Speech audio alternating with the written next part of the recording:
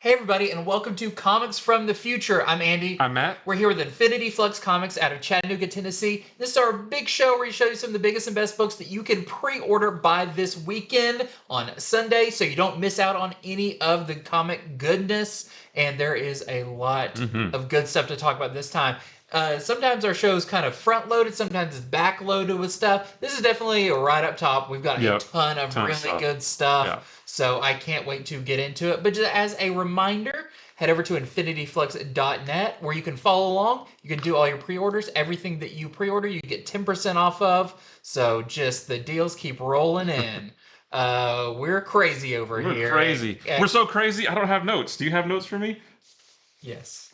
That's how crazy we are. We're so excited to get started that I forgot to even get notes. I don't have anything in front of me. You don't need them. You have your brain. Whoa. Okay, so let's get into this week's book, starting with our featured comics. We are going to start with Absolute Power Ground Zero #1. So if you guys saw our video that we posted yesterday, we were on a retailer call with Mark Wade talking all about the Absolute Power event. And I was already sold on it, and he sold me again because it sounds so awesome. And everything starts right here. So if you are excited for the Absolute Power event, definitely pre-order this issue this weekend. This is going to it's going to be an oversized issue. It's going to have some multiple stories. Because there's going to be because it lists multiple writers and artists involved, and he said yesterday that it will introduce or it'll catch readers up with who Failsafe is, who the Brainiac Queen is, if you don't already know. But if you do already know who those characters are, it's okay because this will also tell how they all start working together with Amanda Waller to siphon off all of the heroes' power. So this is a big setup issue for Absolute Power, so that when Absolute Power #1 comes around shortly after this, they can just hit the ground running without having to set up a bunch of stuff. And the solicitation for this just says that the key to capturing metahuman powers will be unlocked here, and Amanda Waller is going to use that and the combined might of Failsafe and Queen Brainiac and the Suicide Squad to do it, and then years of storytelling culminate here. So I'm just super excited for this. Yeah, it was interesting to hear that it does sound like Amanda Waller getting a hold or working with the Brainiac Queen will probably happen in this because that seems to be the key that unlocks this ability to take the hero's powers. And just from the stuff we learned from that call, go watch that video because there's some really cool stuff coming out of Absolute Power. Yeah, absolutely. So we have our A cover right here. We have a Gleb Melnikov variant. That's your Queen Brainiac right there. We have Mikhail. How did they pronounce Janine? Janine with Failsafe. John Timms. This is going to be a connecting cover, and this is going to connect with all of the issues of Absolute Power and the Task Force 7. Was it a 3x4? I think. I think it was 4x3. Was it 4x3? And also the Amanda Waller Origin miniseries. So big connecting cover there.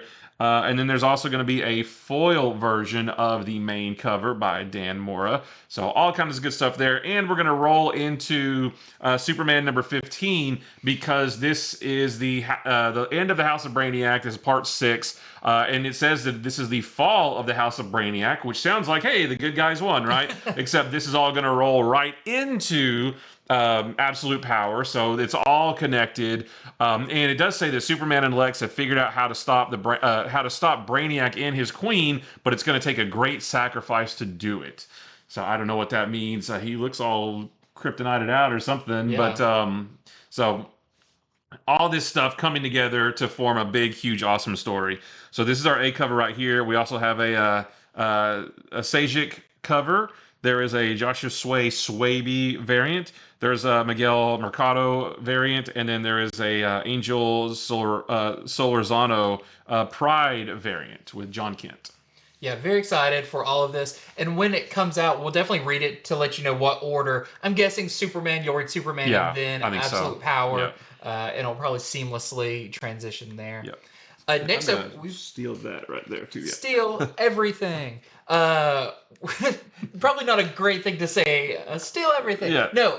So next up we have Phoenix #1. I'm very excited about this, and I'm surprised that this is, we're getting this. It seems to be before X-Men #1, but this is kind of comes out of the fall of the House of X and Rise of the Powers of 10 storyline, because Phoenix played a really big part at the end of that, and we'll I think see more in next week's X-Men issue that culminates the Krakoan saga. I'm guessing you'll see maybe Jean make the decision that she's going to go into space in here, because this, written by Stephanie Phillips and Alessandro Miracolo, sees Jean the Phoenix head into space. What feels like kind of I'm so powerful, like maybe even to protect people. I need to be far away. I need to be far away, because it does say that the Phoenix is Jean and Jean is the Phoenix. They're two entities that are the same. And after the climactic events of the Krakoan era, Phoenix answers a distress call from Nova, or a Nova. I wonder if we're going to find out it's just going to be a Nova we know of. It's going to bring her to a black hole where hundreds of lives hang in the balance, and whatever Jean does or fails to do will bring darkness to the universe and haunt her in ways she can scarcely imagine. So it sounds like it's a no-win scenario for Phoenix out in space, but setting up a really cool, what sounds like kind of a cosmic story for Jean going forward.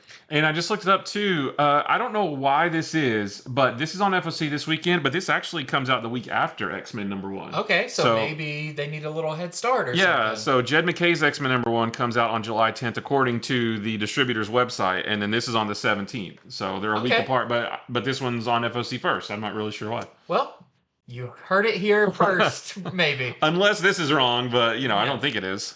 So it sounds really fun. I'm very excited to see what all of the new X-Men stuff have to offer. So this is our A cover. We also have this really nice Aka cover, a Eric Durso variant. This is the Marvel vs. Alien cover. Ooh, you see those. That's going to be so cool. I can't wait for that. We've got a Joe Quesada foil variant that is, you see, it's not the final cover, but it'll probably look like this in color. We have a logo variant, a Peach Momoko variant, and a really nice Rose Besh variant. I like how her hair and like the feathers are kind of the same. Very in the Scarlet Witch series, her hair was like hair, but then kind of flowed into like this magical thing. Yeah. So this is Spider-Man Reign 2 #1. This is the sequel to the infamous Spider-Man Reign from several years ago, written and drawn by Kari Andrews, and this is a return to that dystopian future for Spider-Man that we saw in that first series. We're going to get questions like, who is the new Black Cat? I believe they might be on one of the covers here that we'll see in a minute. What tragedies and triumphs await this older Peter Parker? But this time around, Peter Parker isn't the only one who aged. Wait until you see what happened to Miles. So we'll see him on the cover too in a minute. So I don't know what happened to Miles. I wonder if he's going to get a big old beard like that too. But so it should be pretty cool. The first miniseries was interesting. Interesting take on Spider-Man as an old man. So we'll have to see if there's any crazy moments in this like there was in the last one. But the artwork is going to be great. Kari Andrews is awesome. So I'm looking forward to this, definitely. So we have our A cover right here. We have another. There's Miles hugging Peter's headstone. That's also by Kari Andrews. There's a Lionel Francis Yu variant with a much more shaven Peter Parker. That flowy beard is gone. That he can't stuff that whole beard in the mask and be comfortable. Yeah, it was a pain. There's a Mike Del Mundo variant. And that one just looks creepy. Yeah. He has the big bushy beard. And then there's a Scotty Young variant. This is the best one. Spider-Man with his big old beard and his walker. Just hanging there. I loved it. In the rain. Yep. This is great. Just a very sad little spider old man. Okay, next up is one I'm very excited about. This is Zatanna, Bring Down the House #1. This is going to be a Black Label miniseries. I think it's 3 issues. It could be more, but from what I've seen... This says 5. Okay, it's 5 issues, so it's kind of one of your mid-series, linked series. This is by Mariko Tamaki and Javier Rodriguez. And since it's a black label, it's a little bit more mature. I scanned through an early preview copy we got. I didn't read it, but it's definitely like she's in the DC universe, but you're not going to be probably seeing Superman or Batman in this. This is just focused on her.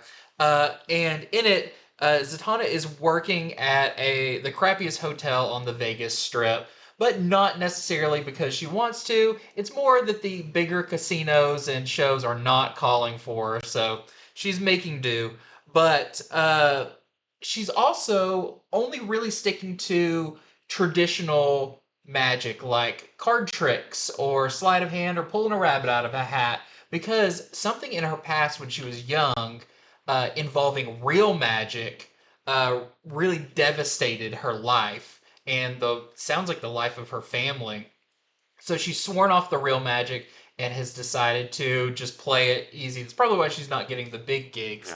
But when she is doing a trick during one of her shows, accidentally opens an interdimensional vortex and unleashes a terrifying demon that will force Zatanna to start taking magic seriously for the first time in a long time.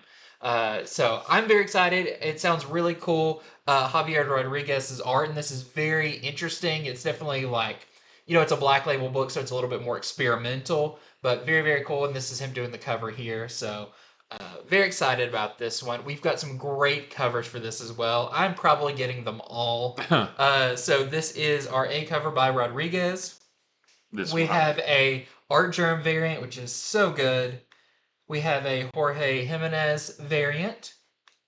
We have a foil version. That's going to be great. Of the Art Germ variant. That's going to be a great foil cover. And a blank sketch variant. She poof, disappeared. Yeah. Also, we don't show the incentives here, but I've also signed up to get one of the incentives. Oh, nice. The Jenny Prison one, because it's also amazing. Yeah.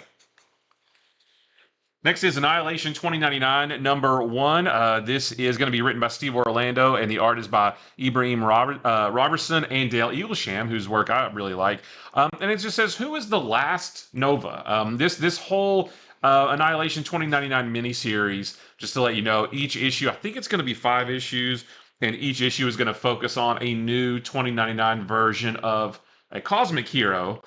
Which we haven't really seen before, I don't think. So in this one, we're going to get a new Nova, or who was also the last Nova. There is a remote town on a remote world that is just ravaged by a gang of raiders and thieves known as the Null Set, and that's Null as in Knull, so I wonder what's up with that. But they will meet their match when the last survivor of Xandar, Nova, comes to town. But who is he, and what great tragedy does he carry on his back? Do you think he's somebody we know? I don't know. It would be weird if it were. Maybe it's Punisher. Maybe he's like, he's got put back together and now he's just like a cyborg Punisher now. Maybe it's Ravager. Oh, that'd be awesome. That'd be cool, right? He takes his helmet off and he's got like the long red hair with the scar. That would be cool. So yeah, just a new take on some classic cosmic characters. And I believe this is also weekly. How a lot of the previous 2099 where I believe this is also a weekly series. Yeah, very cool. Yeah, I love weekly series. Like, you get something new every week. So this is our A cover right here, and then we have a Ken Lashley frame variant. So that's your classic 2099, frame by Ken Lashley, whose work I love. Yeah, that Nova design is cool too. Yeah. Even though it's 2099, it still looks pretty classic. Yeah. Okay, next up we have Star Wars Inquisitors. I'm excited about this because we've got a lot of Star Wars series focusing on characters we know quite a bit about. But we are getting this one focusing on the Inquisitors as a whole. So this is by Rodney Barnes and Raymond Rosanas. And the Inquisitors are the Empire's Jedi hunting team, primarily made up of former Jedi themselves, kind of fallen Jedi. We've seen the Inquisitors in stuff like Ahsoka, in Rebels, in tons of different stuff. We've seen Obi-Wan. We saw the Grand Inquisitor. So we've seen them before, but a lot of them are still shrouded in mystery. This is going to shed a little bit more light on them through the storyline that there is a Jedi named Tensu Run, a Jedi who actually faced the Inquisitors and Darth Vader and lived to tell the tale. So why now is the Empire so afraid of this Jedi that could do that? maybe it's like he got some kind of knowledge that he shouldn't have, and now they're trying to get him back. But sounds really cool, and I'm excited to kind of get a closer look at these really cool, but usually supporting characters. We've got this great A cover right here, which I believe is Nick Bradshaw. We also have the Phantom Menace 25th anniversary variant, and we have a Walt Simonson variant. It's awesome. Yeah, so cool. Next is Wolverine Deep Cut #1. This is written by Chris Claremont and it's the art. Deep Squat. Yeah, no, he's getting down there. Looks like he's getting kicked in the rear. The art is by Edgar Salazar. We shouldn't have said that, I guess. This is another one of the retro miniseries that Marvel likes to put out, where the story fits in with issues that came out, back in the 80s and 90s. Because this one is set after Uncanny X-Men #246. In that issue, Wolverine left the Australian outback and he left the X-Men for a personal mission. Well, this miniseries is going to show what that mission was, and we don't really know what it is yet. The solicitation doesn't really tell us, but I looked ahead to issue 2, and it seems like he's going to get led into conflict with the Marauders. So something to do with them. We still don't quite know what's going to happen yet, but yeah, I love the retro miniseries that fit in back with the old stuff.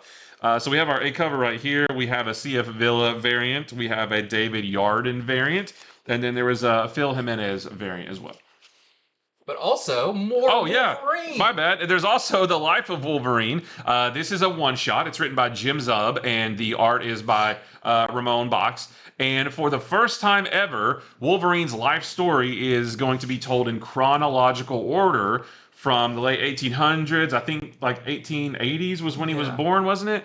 And then, from then to the Weapon X program and his time with all those guys, to his time with the X-Men, plus some never before seen adventures. So just a whole smorgasbord of Wolverine from birth to now, and who knows, maybe in the future as well. Is it just a one-shot? Yeah, it is a one-shot. Mm-hmm. That's a whole big, long life shoved in one issue. Yeah, it almost kind of makes me feel like it's like a Wolverine Grand Design or something like that. It kind of feels like that kind of thing, but not. But yeah, one big timeline of Wolverine, and this is the only cover, I believe. Yeah, very cool. Next up, we've got some more Blood Hunt for the week. Starting off with, we've got Werewolf by Night Blood Hunt. This is going to be a mini-series. This I'm not sure how many. I think three issues? I think it's 3. Most of these are about 3 issues. Yeah. I know the Black Panther's 3 issues, all of that. But this is by Jason Liu and Sergio Davila. And this is not your... what did I call it the other day? Jack Russell. Jack Russell. Yeah. I called him Terrier. You called him Terrier, yeah. The other name for the dog. No, this is not Jack Russell. This is the more recent Werewolf by Night. I forgot. He was introduced in a mini-series. But the Blood Hunt has wreaked havoc over the Marvel world in unexpected ways. But most unexpectedly is the Werewolf by Night benefits from this. And it... has imbued him with new abilities, a new look, and a new direction. So sounds really cool. It looks like everybody's lost his gain as he's like, oh, I'm good with a non-stop nighttime where I can be extra strong and all of that. And I really want to check this out because I'm not familiar with this Werewolf by Night, so I don't know. I believe his first appearance was either a miniseries or a one-shot. Taboo of the Black Eyed Peas is one of his creators and stuff. So, really interesting character that really has not appeared in a whole lot. Cool. So this will be really cool. So we've got our A cover here. We have the Saturday Morning Connecting variant. That's looks like Scooby-Doo would go after this one. Now that does look like Jack Russell because he was all brown, and I think he wore green pants a lot. And we also have a Sergio Davila variant. You can tell is not finished yet, but looks very cool. And we also have another Blood Hunt variant. There's a lot of blood. There's a lot of blood. Is it where this is the 90s again? There's blood everywhere. Blood Hunt, X-Men. This is another one-shot where they've been doing all the X-Men in one-shots featuring Psylocke. And this is written by Steve Fox and Lynn Yoshi. And it basically just says ninja versus vampire, which sounds like... Sign me up. Yeah, That sounds it great. sounds awesome. As the vampires spread across Japan, Psylocke has returned to Japan after the Krakoan era. Sounds like a lot of the X-Men are kind of going back to their roots, like we saw with Ilyana Rasputin going back to Russia. We've got Psylocke heading back to Japan. But of course, just like in Ilyana's, Japan is overrun by vampires. And in this one, a new villain emerges from the darkness that Psylocke will have to contend with. So, really interesting one here. I'm excited to read all of the X-Men ones. Yeah. So this is our A cover for that, and there is a Peach Momoko variant. Next is Kill All Immortals #1. This is a new book from Dark Horse. This is written by Zachary Kaplan, and the art is by Fico Ossio, whose work I love. It's described as Succession meets John Wick with immortal Vikings. So 1,000 years ago, there was a Viking explorer named Eric the Red. He and his 4 adult children discovered a mysterious source of immortality. And like I said, 1,000 years ago, but now jump forward to present day, they are the enigmatic billionaire family with a powerful banking empire. So they have risen to power, basically. But Eric's only daughter, Frey, who is on the cover here, she wants to be free of her family and their influence and all the stuff they're involved in. But in order to get that freedom, she's going to have to be prepared to maybe reveal the supernatural nature of her family, reveal all their secrets, and maybe even confront them in a deadly and epic struggle for power. So this sounds really cool. Sounds really bloody. Vikings are any kind of Viking story is awesome, and then plus the artwork we know is going to be awesome because Fico Ossio's work is great. So which is going to be interesting too, because I'm used to seeing his more superhero stuff. Yeah. To see him and do a more kind of crime related thing is going to be really cool. Yeah. So I'm looking forward to this a lot. So this is our A cover, and then there is a B cover by Rick Hardy. Very cool. Next up, we have Doctor Who, the 15th Doctor, #1. This is going to be a 4-issue miniseries written by Dan Waters, and the art is by Kelsey Ramsey. And maybe if you got the Doctor Who free comic book day issue, you got a little sample of what this series is going to be like. Yeah, we gave out quite a few of those on free comic book day. I'm very excited about this. I'm loving the current Doctor Who season on Disney+. And in this, we have the 15th Doctor and Ruby Sunday. They followed a mysterious signal, which kind of something like that happened in... They heard something weird outside of the TARDIS in the free comic book day issue. Well, it sounds like they're hearing something else in this, and it leads them to a shopping mall in the last days of Earth. But it may be a trap. When they say it may be a trap, it's probably a trap. Orchestrated by one of the Doctor's greatest enemies. And you'll probably figure out who that is once you see the variant covers. But I'm very excited about this. I'm all in on Doctor Who right now, watching all the classic stuff to get completely caught up. So I'm very excited. We've got some great covers. So to start off with, this is an Art Germ cover, which is beautiful. We have a photo variant, which, I mean, maybe we might be getting some Cybermen. We have the Swabby variant, another Cybermen cover. We have the Jones variant with more Cybermen. So I have a good guess of who the enemy is. Do you think we might see some Cybermen in this? Maybe. We've got a Moore variant, which I think that's the villain we saw at the end of the free comic book day issue, who is collecting screams, which is really interesting. We have the Logo variant. They are doing this is the FOC Art Germ black and white and ink variant. So is that one finished? It looks like maybe there's some more. I'm not sure if it's going to be much more than this. Okay. Very interesting idea. It may be, I don't know, calling it the black and white ink. Okay. So I'm not sure. And then we have a color blank variant as well. Next up, we have other #1s, because that wasn't enough. There's still more coming. This is the Amazing Spider-Man annual for this year. This is going to be part 2 of the Infinity Watch story that we talked about. I think it was maybe last week. It's going to be a story that's told across several of the annuals this year. I'm sure we'll talk about some more. The Thanos annual part of it? Maybe that was the first part, I think. And this is going to feature those characters from the Infinite Destinies storyline from a couple years back that also spread across the annuals, where the Infinity Stones kind of imbued themselves into actual people. So in this one, for example, we have Spider-Man versus Overtime, who is the time stone bearer. So he kind of has like these time travel abilities. It even says time travel versus spider sense. I kind of feel like maybe time travel would win, but I don't know. But it also says the Death Stone bearer has arrived. What the heck's the Death Stone? In that, I believe it's the Thanos annual, that there was an extra stone that That's right. he didn't know about. Yeah. Because he was surprised to find that all the stones were connected with people, but then it mentioned maybe a sixth stone or a seventh stone. I think so, yeah. So I guess we'll find out more with that issue, and then leads into this. So don't miss it if you're excited for this storyline. This is our A cover. We have a Mike McCone variant, and then there is a Ron Lim variant, which I really like Ron Lim stuff. Yeah. Next up, this is really cool. This is TMNT 40th Anniversary Celebration #1. I believe it's just a one-shot. And the Turtles have been around for 40 years. This anthology revisits the greatest eras of the Turtles. Their Fearless era, Speak Now, Evermore, Reputation. That's not... Oh, wait, different eras. Different eras. But with story, from their back in the Mirage days, through Archie, through Image, through IDW. They've been around.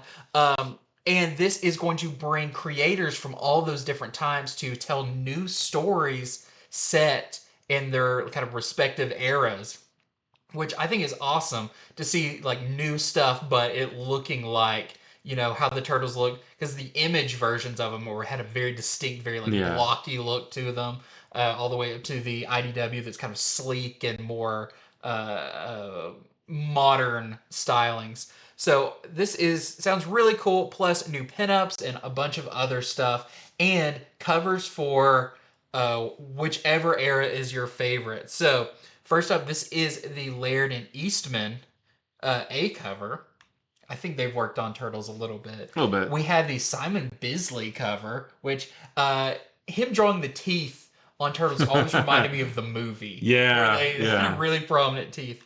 We have a Lopez variant, which I believe this is the Rise of the TMNT, or is this the 2002?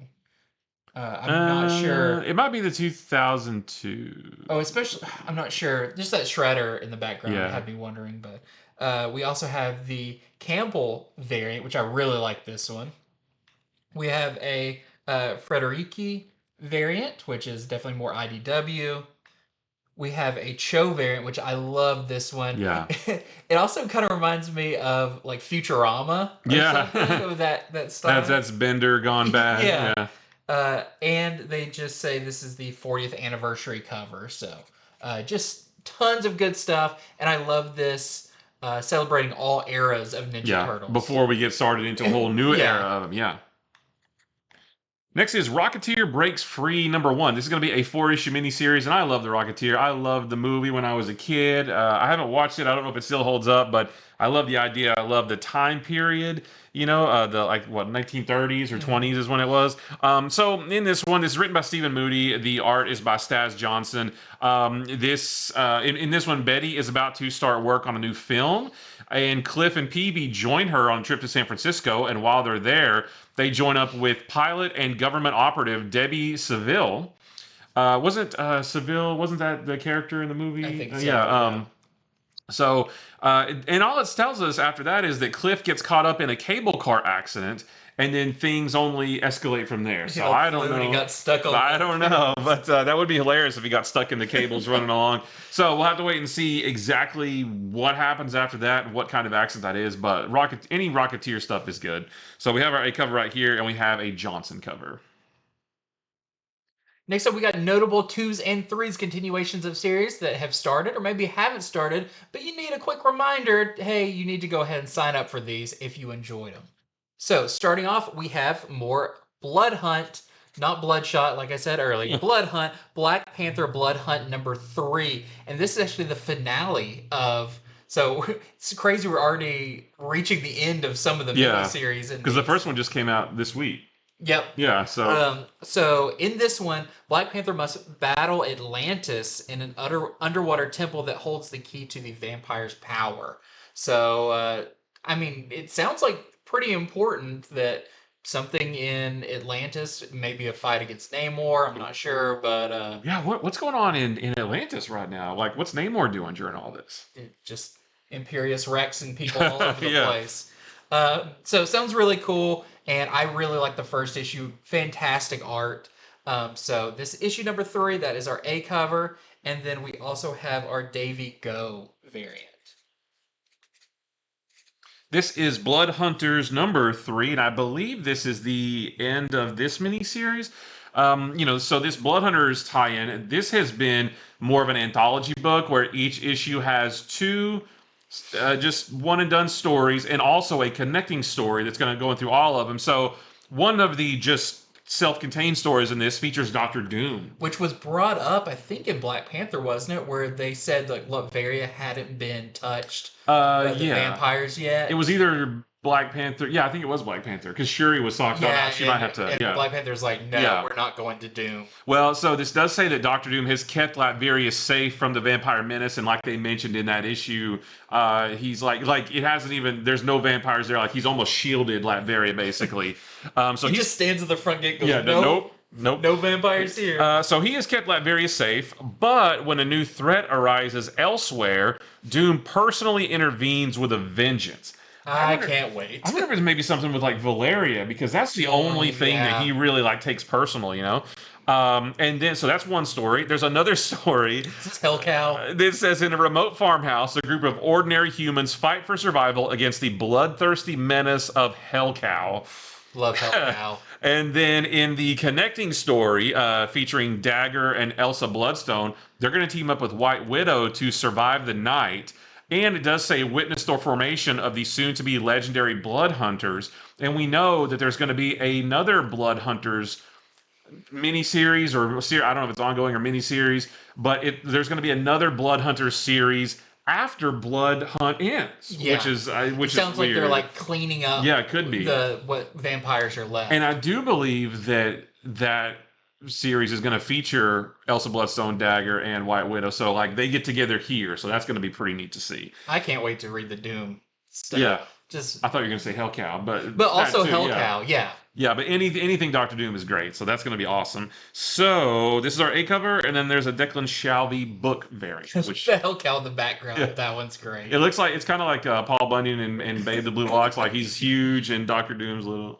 We got to get Doom riding on Hell Cow. Yeah. Okay, next up we've got Rook Exodus number 3. I can't wait for this one. Issue number 2 was so good. It's great. The art was incredible. We got introduced to Ursal, the kind of bear warden. Yeah, although they said he wasn't a warden though, which is interesting.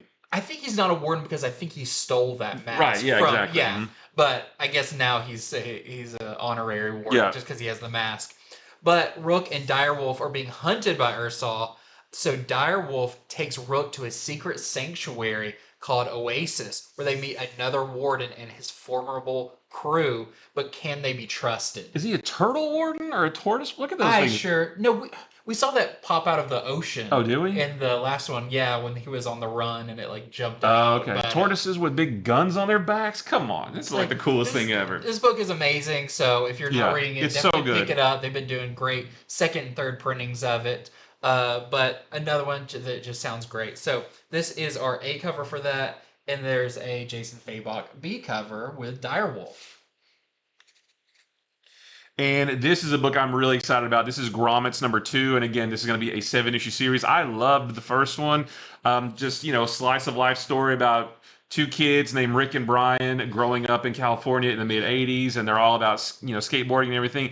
And in this one, the solicitation, I love this. It says, after some fine dining at the Bell, and I guess they mean Taco Bell, Rick and Brian meet up with the Jins, who you see on this cover, and we didn't really meet them in the first issue. They were in the background when they went to the skate park, so we're going to get some new characters in this. But they meet up with the Jins. I wonder if all of their name is Jin. That would be hilarious. Yeah. But they meet up with them to skate a parking garage, and they'll have to face security guards, jock thugs, and wipeouts in a classic day of unsupervised danger, fun, and adventure. This book is just it's just such a nice breath of fresh air. If you're just looking for something different, if you're sort of tuned out on superheroes and horror and crime, check this out because it's just a fun, bright, colorful book. And this is our only cover, too. Yep. Next up, we've got Creature for the Black Lagoon Lives, number 3. Issue number 2 was awesome. We're continuing where Kate finds a shocking discovery as she's in the rainforest, that the serial killer she's been hunting has some strange connection to the creature. So how it is, I kind of figured from the beginning that, you know, all these weird different elements were going to come together, but seems like the serial killer and the guild man have maybe something in common, or we'll have to see. But if you're enjoying the Universal Monsters books, definitely continue to get them with this issue number 3. And we also have this variant cover by Julian Totino Tedesco. Next up, we have cool covers, because there's even more cool stuff this week. Starting with Green Arrow number 13, and you can see at the top this says Countdown to Absolute Power. And I believe this was on that checklist they showed us on the call yesterday. But it's early phases of Absolute Power. So this is kind of sort of a tie-in, more of a lead-in into the main story. Although this comes out near the end of June, so it fits right in there, basically. But Oliver Queen has become an agent of Amanda Waller, and Roy and the rest of the Arrow family want to know why. After the end of issue 12, they had a great reunion with the Arrow family. So I'm sure, like, there's got to be like some reason for, like, he's undercover or something like that. So, but it's going to be cool. So this cover is by Phil Hester. That's our A cover. We have a Terso Cons variant, and then there is a A.L. Kaplan Pride variant featuring Connor Hawk. And next up, we've got Flash number 10, just continuing all the craziness that is going on with Flash, but want to show these really cool covers. So this is the Otto Schmidt variant. Looks like John and Wally are going to do the classic race that Flash and Superman always do. And there is also the Nick Robles DC Pride variant, which is also very cool, with Circuit Breaker. This is Power Girl number 10, and this one is a House of Brainiac tie-in, so this is going to, sort of come in on the tail end of that. Power Girl joins the Holiday Girls, but it's spelled Holl. Is that something? I haven't read this. I think they're kind of like a biker gang. Well, it does say that, because it says, with all the biker gangs brawling, it's up to Crush and Power Girl to shut down the Zarnians. They kind of ran into them in this last issue. Oh, nice. Okay. So we just wanted to show you these cool covers. This one's by Nicholas Scott, and then there's a Dave Johnson one as well. About to just punch the head of a Brainiac. It's like, House of Brainiac solved. I just smashed his face. Easy. Next up, I mean, you couldn't really tell what this was just from the cover, but this is for Harley Quinn number 41. And the solicitation for this, it's written by Harley Quinn, but from what I can tell a little bit, it sounds like maybe it's going to involve Mr. Freeze. Okay. She talks about some cold villains, so it sounds really cool. But this is our Francavilla variant, where this looks like more of a Halloween variant cover with creepy Harley. And we also have this Scott Forbes DC Pride variant as well. And I believe this is a connecting with Poison Ivy. Oh, nice. This is Void Rivals number 10. So I'm really excited for this one because the solicitation says, Secrets of the Sacred Ring revealed. And we have our own theories that probably isn't going to come to fruition, but it would be cool to see. But it does say Void Rivals finally puts the Energon in their corner of the Energon universe. What does that even mean? Maybe are they going to find some Energon maybe in that wasteland that they're in? Springer's there on the cover. Or wait, that's Solilla. Do they heal her with Energon? That's what I'm wondering, and maybe something transforms about her, or what if she becomes like a headmaster or a target master or something? Yeah. That would be super cool. That would be really nerdy. It's definitely Energon colors. Yeah, for sure. So this is our A cover. We have a Corey Walker B cover. There is a Jason Howard connecting variant. Oh, this is, we've seen these. And then there's a black and white version. Next up, we got Miles Morales, Spider-Man number 22. And Miles is going through the whole blood hunt event, as we saw at the end of issue number 2. Kind of looked like that when we saw it. Very much so. So Miles has been transformed, and now his biggest ally just became his worst nightmare. So I don't know if that's maybe Starling or Peter or who, but everyone's getting involved in the blood hunt. And on the cover to the second Blood Hunters series that we said takes place after the Blood Hunt event, Miles is on the cover and he's still a vampire. He's still a vampire. So what's going to happen? What's going on there? So this is our A cover. There's also the Run Limb Deadpool Kills Marvel variant with suction cups. Suction cups. And there's also this really nice rose beige cover. Yeah. This is Deadpool number 4, and in this one, it just says Deadpool versus Death Grip in the showdown you've been waiting for, and it should be cool because Death Grip wants Deadpool's, secret to immortality, basically. So this is the really cool Marvel versus Alien cover. We have a Jan Basil Dua Stormbreakers variant, and then we have a movie variant with a Deadpool with a come hither stare, if you will. I like it as the little necklace. The pendants, yeah. Next up, we got graphic novels and more, starting off with this new one, Strange Case of Harleen and Harley. This is a paperback. It's a new YA book from Melissa Marr and Jen State Orange. And in this one, Harleen goes for some clinical trials. She's kind of a good student, all of that, but she needs the extra cash. But soon discovers after this trial that she's sharing a life with a take-no-prisoners girl who is the opposite of Harleen in every way. But maybe that's not such a bad thing. It's kind of, maybe it's okay to let your hair down a little bit and act a little crazy. But these young adult books are very popular. They're always really fun takes on the characters. So don't miss out on this one for $16.99. And there was a little preview of this in the DC Pride issue that came out this week, too. So this doesn't come out till September 3rd. So if you want a little bit of a sneak peek, you can grab that issue and get a few pages from this. Very cool.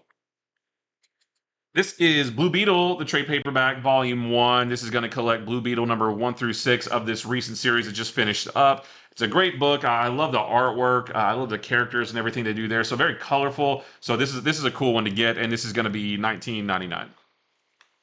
Next up, we've got the Super Dinosaur trade paperback compendium. A lot of people, I feel like Super Dinosaur fell under the radar for a lot of people. Yeah. This was Robert Kirkman. This was one of the things he did right after Invincible finished. Yeah. Was he ever in Invincible? I didn't know if he was part of the Guardians of the Globe. Which is funny because everybody, I remember in the letters pages of this were like, yeah, when does it get really violent? And Robert Kirkman's like, it's not. Like, this is an all ages book. And it's really, really fun. If you've never read Super Dinosaur, I highly recommend it. And this is the entire series for $34.99. Or I guess compendium 1. I think it's probably going to be 2 for as long as the series ran. This bleak landscape. Yeah, so this is the hardcover for Gone. This is the back, I believe, right? So the front, it's a wraparound cover, but our image got cut off, so this is the back of it. I think the front image, it's not like... It just looks like that, but says Gone. Right. So this is the hardcover. We were actually, just before this video, we were on a retailer call with Jock and Joelle Jones and some other folks from Distillery talking about this, and it sounds like it's going to be really cool. So this hardcover, so the way Distillery's doing this is the mass market hardcover, so you're going to find this in bookstores and Amazon, things like that. This one's going to be $30, and it's going to collect all 3 issues. But there's also going to be a direct market exclusive, and I think this is also the back of that one as well. Yeah. Now, this one's different, though. This one's going to be $75. It's going to collect all 3 issues, and also the 11-page story from that Devil's Cut one-shot from several months ago. It's a new cover. There's going to be some back matter. There's going to be a cover gallery, and this one's going to be printed to order. So this one's like, you're probably not going to be able to just, your shop might order a couple extras, but it's not like you're just gonna be able to like find it anywhere. Yeah. So if you want this particular hardcover, please pre-order this so that your shop knows how many to order, so that Distillery knows how many to print. Basically, is the long and short of it. And like I said, that one's gonna be $75, and yeah, it should be really cool. It's a good story. Next up, I've got Star Wars: The High Republic Quest of the Jedi Omnibus. This is collecting the entire Phase 2 comic of the High Republic. This was really cool. It encompasses the Battle of Jeddah. set about 150 years before Phase 1 and Phase 3 of the High Republic. So I really enjoyed this. There's a lot of cool stuff, introduced a lot of new characters, saw a lot of familiar characters, but when they were younger. So if you either missed out on it or you really like it, I'm getting all of these omnibuses for this. You can get it right here for only $75. And this is our A cover. And we also have our direct market variant. This is the Hulk by Donny Cates and Ryan Ottley Omnibus. So this is going to be $75. It's going to collect the entire 14-issue run of Hulk that they did. And it's also going to collect the Hulk versus Thor Banner of War story. A couple parts were in that Hulk run, but a couple of them were in issues of Thor, and those are going to be in here, so the whole thing is going to be in this. And yeah, so I mean, it's a very, Ryan Ottley on art, so it looks great. There's a lot of like Hulk ripping his own arm off. Yeah, there's a lot of that kind of stuff. Oh, and this is where like we get Titan, which is what if the Hulk hulked out, and it's like Titan, which they haven't revisited that I don't think yet. But so this is our standard edition cover, so bookstores all over. But then there's a direct market cover, which you can only get in shops like ours. That was the cover for the Free Comic Book Day book. Oh, okay. When this came out. And like I said, this is going to be $75. And that is it for Comics from the Future. A lot of really great stuff this week. A lot of big new #1s and stuff to get very excited about. So head on over to infinityflux.net where you can pre-order these books right now. You have until Sunday to get your pre-orders in, so you're guaranteed these books. So when you walk into a comic book store, you don't have to look around. You just know you've got it. You got it waiting for you. Whether you are local or order online and have it shipped to you, we are so grateful that you are with us and that you're checking out our videos. Make sure if you're not subscribed to subscribe, give us a like, all of that good stuff that we always want to say. So anything else? Well, we'll be back on Monday because we have a big preview show on Monday. There's some big books. We've got Scarlet #1, Ultimates #1. I'm trying to think of everything on our list. It was a lot. A lot of big stuff. Cult of the Lamb #1, which I'm very excited about. Yeah, so it's going to be a big preview show on Monday, so be sure to join us for that. And if you made it all the way through, leave us an emoji of a phoenix bird. A phoenix, yeah, some kind of bird, maybe like a bird and fire, like something like that, just to let us know that you made it to the end with us. So, thank you so much for watching, and until next time, see ya.